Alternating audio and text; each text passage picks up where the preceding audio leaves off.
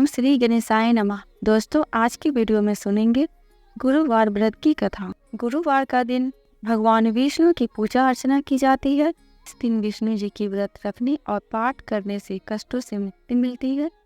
जो जातक गुरुवार के दिन व्रत रखकर भगवान विष्णु की पूजा करते हैं और इस व्रत कथा को पढ़ते अथवा सुनते हैं, उन्हें भगवान विष्णु की विशेष कृपा प्राप्त होती है। इस व्रत को करने से व्यक्ति के सारे कष्ट दूर हो जाते हैं, सुखों की प्राप्ति होती है। गुरुवार के व्रत रखने से अगर आपके कुंडली में अल्पायु यानी कम उम्र का योग है तो वो भी खत्म हो जाता है। अब श्रवण करेंगे श्री बृहस्पतिवार की व्रत कथा। भारतवर्ष में एक प्रतापी और दानी राजा राज्य करता था। वह नित्य गरीबों और ब्राह्मणों की सहायता किया करता था। यह बात उसकी रानी को अच्छी नहीं लगती थी। वह न ही गरीबों को दान देती, न ही भगवान का पूजन करती और राजा को भी दान देने से मना किया करती थी। एक दिन राजा शिकार खेलने वन को गए हुए थे तो रानी महल में अकेली थी। उसी समय बृहस्पति देव साधु भेष में राजा के महल में भिक्षा के लिए गए और भिक्षा मांगी। रानी ने भिक्षा देने से इनकार किया और कहा, हे साधु महाराज, मैं तो दान पुण्य से तंग आ गई हूँ। मेरा पति सारा धन लुटाते रहते हैं। मेरी इच्छा है कि हमारा धन नष्ट हो जाए, फिर ना रहेगा बाग और ना बजेगी बांसुरी। साधु ने कहा, देवी, तुम तो बड़ी विचित्र हो। धन संतान तो सभी चाहते हैं, पुत्र और लक्ष्मी तो पापी के घर भी होने चाहिए। यदि तुम्हारे पास अधिक धन है तो भूखों को भोजन दो, प्यासों के लिए प्याऊ बनवाओ, मुसाफिरों के लिए धर्मशालाएं खुलवाओ। जो निर्धन अपनी कुंवारी कन्याओं का विवाह नहीं कर सकते, उनका विवाह करा दो। ऐसे और कई काम हैं जिनके करने से तुम्हारा यश लोक परलोक में फैलेगा। परंतु रानी पर उपदेश का कोई प्रभाव ना पड़ा। वह बोली, महाराज, आप मुझे कुछ न समझाएं। मैं ऐसा धन नहीं चाहती जो हर जगह बांटती फिरो। साधु ने उत्तर दिया, यदि तुम्हारी ऐसी इच्छा है तो तथास्तु। तुम ऐसा करना कि बृहस्पतिवार को घर लीप कर पीली मिट्टी से अपना सिर धोकर स्नान करना, भट्टी चढ़ाकर कपड़े धोना। ऐसा करने से आपका सारा धन नष्ट हो जाएगा। इतना कहकर वह साधु महाराज वहां से आलोक हो गए।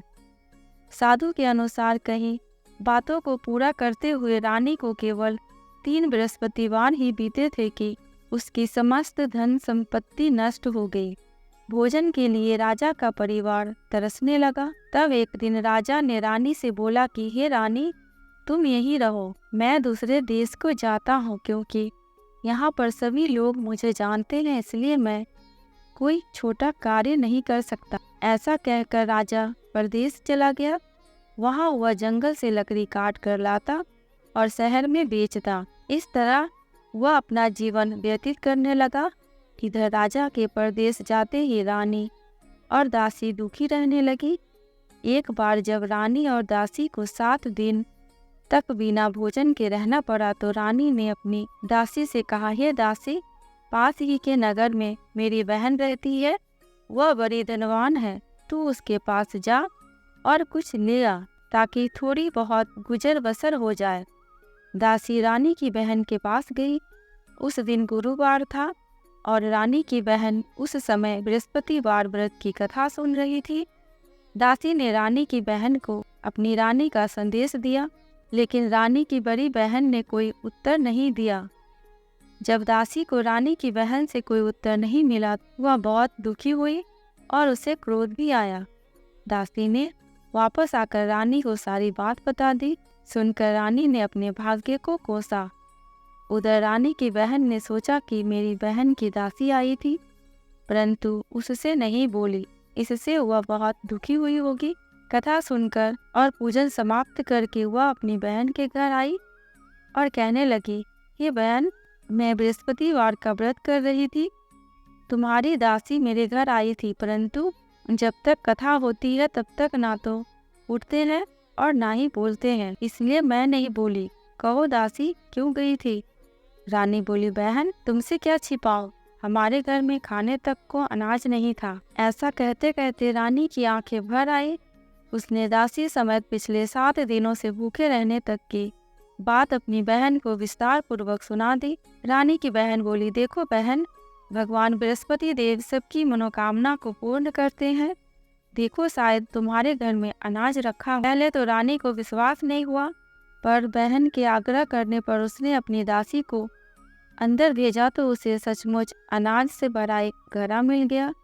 यह देखकर दासी को बड़ी हैरानी हुई। दासी रानी से कहने लगी, हे रानी, जब हमको भोजन नहीं मिलता तो हम व्रत ही तो करते हैं, इसलिए क्यों ना इनसे व्रत और कथा की विधि पूछ ली जाए ताकि हम भी व्रत कर सके। तब रानी अपनी बहन से बृहस्पतिवार व्रत के बारे में पूछा। उसकी बहन ने बताया, बृहस्पतिवार के व्रत में चने की दाल और मुनक्का से विष्णु भगवान का केले की जड़ में पूजन करें तथा दीपक जलाएं, व्रत कथा सुने और पीला भोजन ही करें, इससे बृहस्पति देव प्रसन्न होते हैं। व्रत और पूजन विधि बताकर रानी की बहन अपने घर को लौट गई। 7 दिन बाद जब गुरुवार आया तो रानी और दासी ने व्रत रखा। घोड़साल में जाकर चना और गुड़ लेकर आई, फिर उससे केले की जड़ तथा विष्णु भगवान का पूजन किया। अब पीला भोजन कहाँ से आए, इस बात को लेकर दोनों बहुत दुखी थे। क्योंकि उन्होंने व्रत रखा था, इसलिए बृहस्पति देव उनसे प्रसन्न थे। इसलिए वे एक साधारण व्यक्ति का रूप धारण कर 2 थालों में सुंदर पीला भोजन आदि दे गए। भोजन पाकर दासी प्रसन्न हुई और फिर रानी के साथ मिलकर भोजन ग्रहण किया। उसके बाद वे सभी गुरुवार को व्रत और पूजन करने लगी। बृहस्पति भगवान की कृपा से उनके पास फिर से धन संपत्ति आ गई, परंतु रानी फिर से पहले की तरह आलस्य करने लगी। तब दासी बोली, देखो रानी, तुम पहले भी इस प्रकार आलस्य करती थी, तुम्हें धन रखने में कष्ट होता था, इस कारण सभी धन नष्ट हो गया, और अब जब भगवान बृहस्पति की कृपा से धन मिला है तो तुम्हें फिर से आलस्य होता है। रानी को समझाते हुए दासी कहती है कि बड़ी मुसीबतों के बाद हमने यह धन पाया है, इसलिए हमें दान पुण्य करना चाहिए, भूखे मनुष्यों को भोजन कराना चाहिए और धन को शुभ कार्यों में खर्च करना चाहिए, जिससे तुम्हारे कुल का यश बढ़ेगा, स्वर्ग की प्राप्ति होगी और पितृ प्रसन्न होंगे। दासी की बात मानकर रानी अपना धन शुभ कार्यों में खर्च करने लगी, जिससे पूरे नगर में उसका यश फैलने लगा। एक दिन राजा दुखी होकर जंगल में एक पेड़ के नीचे आसन जमा कर बैठ गया। वह अपनी दशा को याद करके व्याकुल होने लगा। बृहस्पतिवार का दिन था। एकाएक उसने देखा कि निर्जन वन में एक साधु प्रकट हुए। वह साधु वेश में स्वयं बृहस्पति देवता थे। लकहारे के सामने आकर बोले, ये लकहारे, इस सुनसान जंगल में तू चिंता मग्न क्यों बैठा है? लकहारे ने दोनों हाथ जोड़कर प्रणाम किया और उत्तर दिया, महात्मा जी आप सब कुछ जानते हैं, मैं क्या कहूँ। यह कहकर रोने लगा और साधु को अपनी आत्मकथा सुनाई। महात्मा जी ने कहा, तुम्हारी स्त्री ने बृहस्पतिवार के दिन बृहस्पति भगवान का नीरा आदर किया है, जिसके कारण रुष्ट होकर उन्होंने तुम्हारी यह दशा कर दी है। अब तुम चिंता को दूर करके मेरे कहने पर चलो तो तुम्हारे सब कष्ट दूर हो जाएंगे और भगवान पहले से भी अधिक संपत्ति देंगे। बृहस्पतिवार के दिन कथा किया करो, 2 पैसे के चने मुनक्का लाकर उसका प्रसाद बनाओ और शुद्ध जल से लोटे में शक्कर मिलाकर अमृत तैयार करो। कथा के पश्चात अपने सारे परिवार और सुनने वाले प्रेमियों में अमृत व प्रसाद बांटकर आप भी ग्रहण करो। ऐसा करने से भगवान तुम्हारी सब मनोकामनाएं पूर्ण करेंगे। साधु के ऐसे वचन सुनकर लकहारा बोला, हे प्रभु, मुझे लकड़ी बेचकर इतना पैसा नहीं मिलता जिससे भोजन के उपरांत कुछ बचा सकूं। मैंने रात्रि में अपनी रानी को व्याकुल देखा है, मेरे पास कुछ भी नहीं जिससे मैं उसकी खबर मंगा सकूं। साधु ने कहा, हे लकहारे, तुम किसी बात की चिंता मत करो। बृहस्पतिवार के दिन तुम रोजाना की तरह लकड़ियां लेकर शहर को जाओ। तुम्हें रोज से 2 गुना धन प्राप्त होगा, जिससे तुम भली भांति भोजन कर लोगे तथा बृहस्पति देव की पूजा का सामान भी आ जाएगा। इतना कहकर साधु अंतर्ध्यान हो गए। धीरे धीरे समय व्यतीत होने पर फिर वही बृहस्पतिवार का दिन आया। लकहारा जंगल से लकड़ी काट कर किसी शहर में बेचने गया। उसे उस दिन और दिन से अधिक पैसा मिला। राजा ने चना गुड़ आदि लाकर गुरुवार का व्रत किया। उस दिन से उसके सभी क्लेश दूर हुए। परंतु जब दोबारा गुरुवार का दिन आया तो बृहस्पतिवार का व्रत करना भूल गया। इस कारण बृहस्पति भगवान नाराज हो गए। उस दिन उस नगर के राजा ने विशाल यज्ञ का आयोजन किया तथा शहर में यह घोषणा करा दी कि कोई भी मनुष्य अपने घर में भोजन न बनाए न आग जलाए। समस्त जनता मेरे यहाँ भोजन करने आए। इस आज्ञा को जो न मानेगा उसे फांसी की सजा दी जाएगी। इस तरह की घोषणा संपूर्ण नगर में करवा दी गई। राजा के आज्ञा अनुसार शहर के सभी लोग भोजन करने गए, परंतु लकहारा कुछ देर से पहुंचा, इसलिए राजा उसको अपने साथ घर ले गए और ले जाकर भोजन करा रहे थे तो रानी की दृष्टि उस खूंटी पर पड़ी जिस पर उसका हाथ लटका हुआ था। वह वहां पर दिखाई नहीं दिया। रानी ने निश्चय किया कि मेरा हार इस मनुष्य ने चुरा लिया है। उसी समय सिपाहियों को बुलाकर उसको कारागार में डलवा दिया। जब लकहारा कारागार में पड़ गया और बहुत दुखी होकर विचार करने लगा कि न जाने कौन से पूर्व जन्म के कर्म से मुझे यह दुख प्राप्त हुआ है, और उसी साधु को याद करने लगा जो कि जंगल में मिला था। उसी समय तत्काल बृहस्पति देव साधु के रूप में प्रकट हुए और उसकी दशा को देखकर कहने लगे, अरे मूर्ख, तूने बृहस्पति देव की कथा नहीं कही, इस कारण तुझे दुख प्राप्त हुआ है। अब चिंता मत कर, बृहस्पतिवार के दिन कारागार के दरवाजे पर 4 पैसे पड़े मिलेंगे। उनसे तू बृहस्पति देव की पूजा करना तो तेरे सभी कष्ट दूर हो जाएंगे। बृहस्पतिवार के दिन उसे 4 पैसे मिले। लकहारे ने कथा कही। उसी रात्रि को बृहस्पति देव ने उस नगर के राजा को स्वप्न में कहा कि हे राजा, तुमने जिस आदमी को कारागार में बंद कर दिया है वह निर्दोष है, वह राजा है, उसे छोड़ देना। रानी का हार उसी खूंटी पर लटका है। अगर तू ऐसा नहीं करेगा तो मैं तेरे राज्य को नष्ट कर दूंगा। इस तरह रात्रि के स्वप्न को देखकर राजा प्रातः काल उठा और खूंटी पर हार देखकर लकहारे को बुलाकर क्षमा मांगी तथा लकहारे को योग्य सुंदर वस्त्र आभूषण देकर विदा कर दिया। बृहस्पति देव की आज्ञा अनुसार लकहारा अपने नगर को चल दिया। राजा जब अपने नगर के निकट पहुंचा तो उसे बड़ा आश्चर्य हुआ। नगर में पहले से अधिक बाग, तालाब, कुएं तथा बहुत सी धर्मशाला, मंदिर आदि बन गई है। राजा ने पूछा, यह किसका बाग और धर्मशाला है? तब नगर के सब लोग कहने लगे कि यह सब रानी और बांदी के हैं। तो राजा को आश्चर्य हुआ और गुस्सा भी आया। जब रानी ने यह खबर सुनी कि राजा आ रहे हैं तो उन्होंने बांदी से कहा कि ये दासी, देख राजा हमें कितनी बुरी हालत में छोड़ गए थे। हमारी ऐसी हालत देखकर वह लौट न जाए, इसलिए तू दरवाजे पर खड़ी हो जा। आज्ञा अनुसार दासी दरवाजे पे खड़ी हो गई। राजा आए तो उन्हें अपने साथ ले आई। तब राजा ने क्रोध करके अपनी रानी से पूछा कि यह धन तुम्हें कैसे प्राप्त हुआ है? तब उन्होंने कहा, हमें यह सब धन बृहस्पति देव के इस व्रत के प्रभाव से प्राप्त हुआ है। राजा ने निश्चय किया कि 7 रोज बाद तो सभी बृहस्पति देव का पूजन करते हैं, परंतु मैं प्रतिदिन दिन में 3 बार कहानी तथा रोज व्रत किया करूँ। अब हर समय राजा के दुपट्टे में चने की दाल बंधी रहती तथा दिन में 3 बार कहानी कहता। एक रोज राजा ने विचार किया कि चलो अपनी बहन के यहाँ हो आए। इस तरह निश्चय कर राजा घोड़े पर सवार हो बहन के यहाँ चलने लगा। मार्ग में उसने देखा कि कुछ आदमी एक मुर्दे को लिए जा रहे हैं।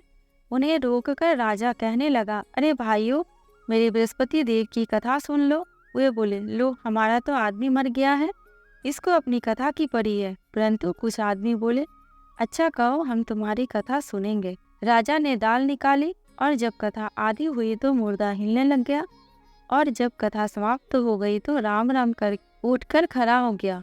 आगे के मार्ग में उसे एक किसान खेत में हल चलाता मिला। राजा ने उसे देखा और उससे बोला, अरे भैया, तुम मेरी बृहस्पतिवार की कथा सुन लो। किसान बोला, जब तक मैं तेरी कथा सुनूंगा तब तक 4 हरैया जोत लूंगा। जा अपनी कथा किसी और को सुनाना। इस तरह राजा आगे चलने लगा। राजा के हटते ही बैल पछाड़ खाकर गिर गया तथा किसान के पेट में बड़ी जोर से दर्द होने लगा।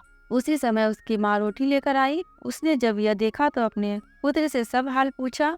और बेटे ने सभी हाल कह दिया तो बुढ़िया दौड़ी दौड़ी उस घुड़सवार के पास गई और उससे बोली कि मैं तेरी कथा सुनूंगी, तू अपनी कथा मेरे खेत पर चलकर ही कहना। राजा ने बुढ़िया के खेत पर जाकर कथा कही, जिसके सुनते ही वह बैल उठकर खड़ा हो गया तथा किसान का पेट का दर्द भी बंद हो गया। राजा अपनी बहन के घर पहुंचा। बहन ने भाई की खूब मेहमानवाजी की। दूसरे रोज प्रातःकाल राजा जगा तो वह देखने लगा कि सब लोग भोजन कर रहे हैं। राजा ने अपनी बहन से कहा, ऐसा कोई मनुष्य है जिसने भोजन ना किया हो? मेरी बृहस्पतिवार की कथा सुन ले। बहन बोली, ये भैया, यह देश ऐसा ही है। पहले यहाँ लोग भोजन करते हैं, बाद में अन्य कार्य करते हैं। अगर कोई पड़ोस में हो तो देख के आती हूँ। वह ऐसा कहकर देखने चली गई, परंतु उसे कोई ऐसा व्यक्ति नहीं मिला जिसने भोजन ना किया हो। अतः वह एक कुम्हार के घर गई जिसका लड़का बीमार था। उसे मालूम हुआ कि उनके यहाँ 3 रोज से किसी ने भोजन नहीं किया है। रानी ने अपनी भाई की कथा सुनने के लिए कुम्हार से कहा। वह तैयार हो गया। राजा ने जाकर बृहस्पतिवार की कथा कही, जिसको सुनकर उसका लड़का ठीक हो गया। अब तो राजा के चारों तरफ प्रशंसा होने लगे। एक रोज राजा ने अपनी बहन से कहा कि बहन, हम अपने घर को जाएंगे, तुम भी तैयार हो जाओ। राजा की बहन ने अपनी सास से कहा। सास ने कहा, हाँ चली जा, परंतु अपने लड़कों को मत ले जाना, क्योंकि तेरे भाई का कोई औलाद नहीं है। बहन ने अपने भैया से कहा, हे भैया, मैं तो चलूंगी, पर कोई बालक नहीं जाएगा। राजा बोला, जब कोई बालक ही नहीं चलेगा तब तुम क्या करोगी जाकर? बड़े दुखी मन से राजा अपने नगर को लौट आया। राजा ने अपनी रानी से कहा, हम निर्वंशी हैं, हमारा मुंह देखने का धर्म नहीं है और कुछ भोजन आदि नहीं किया। रानी बोली, हे प्रभु, बृहस्पति देव ने हमें सब कुछ दिया है, वह हमें औलाद भी अवश्य ही देंगे। उसी रात को बृहस्पति देव ने राजा को स्वप्न में कहा, हे राजा, उठ, सभी सोच त्याग दे, तेरी रानी गर्भ से है। राजा की यह बात सुनकर बड़ी खुशी हुई।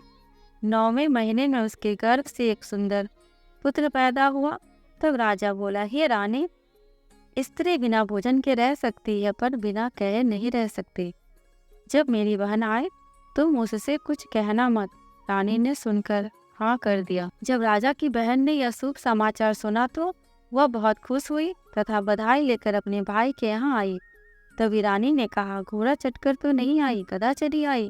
रानी की बहन बोली, भाभी, मैं इस प्रकार ना कहती तो तुम्हें औलाद कैसे मिलती? बृहस्पति देव ऐसे ही हैं, जैसे जिनके मन में कामनाएं हैं सभी को पूर्ण करते हैं। जो सद्भावना पूर्वक बृहस्पतिवार का व्रत करते हैं एवं कथा पढ़ते अथवा सुनता है, दूसरों को सुनाते हैं, बृहस्पति देव उसकी सभी मनोकामना पूर्ण करते हैं। भगवान बृहस्पति देव उसकी सदैव रक्षा करते हैं। संसार में जो मनुष्य सद्भावना से भगवान जी का पूजन व्रत सच्चे हृदय से करते हैं तो उनकी सभी मनोकामनाएं पूर्ण करते हैं।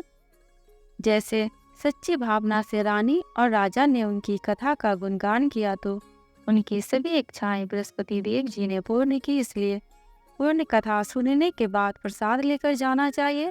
हृदय से उनका मनन करते हुए जयकारा बोलना चाहिए। बोलो बृहस्पति देव की जय, बोलो भगवान विष्णु की जय।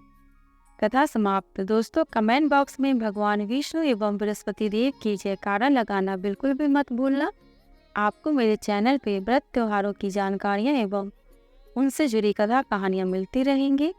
अगर आपको ये वीडियो थोड़ी सी भी अच्छी लगी हो तो प्लीज़ मेरे चैनल को सब्सक्राइब करके मेरे वीडियो को लाइक एंड शेयर कर देना। अंत तक वीडियो में बने रहने के लिए आपका दिल से बहुत बहुत शुक्रिया।